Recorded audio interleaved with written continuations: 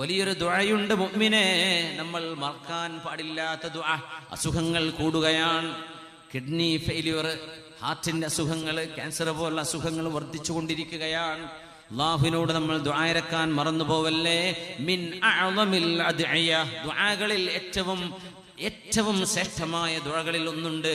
അല്ലാഹുവിന്റെ റസൂൽ സ്വല്ലല്ലാഹു അലൈഹി വസല്ലമ തങ്ങളോട് റസൂലുള്ളാഹി സ്വല്ലല്ലാഹു അലൈഹി വസല്ലമ തങ്ങളുടെ പ്രിയപ്പെട്ട മൂത്താപ്പ അബ്ബാസ് റളിയല്ലാഹു അൻഹു ചോദിച്ചതാണ്, യാ റസൂലല്ലാഹ്, അല്ലാഹുവിന്റെ റസൂലേ, അല്ലിംനി ദുആഅൻ അദ്ഉ ബിഹി, ജീവിതത്തിൽ കൊണ്ടു നടക്കാൻ ഒരു ദുആ എന്നെ പഠിപ്പിച്ചു തരുമോ?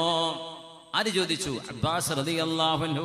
അതിന് നബി തങ്ങൾ കൊടുത്ത മറുപടിയാണ്, അബ്ബാസ് എന്നവരോട് ഖുൽ പറയണം, അല്ലാഹുമ്മ ഇന്നി അസ്അലുകൽ അഫ്വ വൽ ആഫിയ, അല്ലാഹുവേ മാപ്പ് തരണേ, അല്ലാഹുവേ ആരോഗ്യം തരണേ, ആരോഗ്യം തരണേ.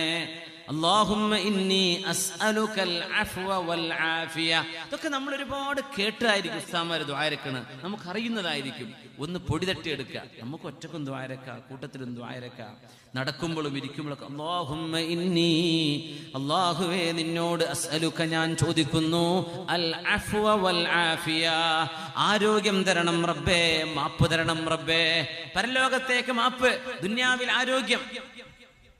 അതിന് ആരോഗ്യം തരണമെന്ന് ചോദിച്ചാൽ അതിന്റെ ഒരു ഉത്തരം ഒരു നല്ല ഡോക്ടറെ പോയി കാണലായിരിക്കും. അങ്ങനെയല്ല, എത്ര അസുഖങ്ങൾ, ഒരുപാട് ഡോക്ടറെ പരീക്ഷിച്ചു, പിന്നെ അതൊരു നാട്ടുവൈദ്യനുണ്ട് പോൽ. അവിടെ ചെന്ന് നോക്കുമ്പോൾ അയാൾ ചെറിയൊരു മരുന്ന് കൊണ്ട് ശിഫയായി. വലിയ വലിയ ഹോസ്പിറ്റലിൽ നിന്ന് സർജറി ചെയ്തു, പിന്നെ ഒരു ഡോക്ടർ ചെറിയൊരു ഗുളിക എഴുതി കൊടുത്തു, ആൾക്ക് ശിഫയായി.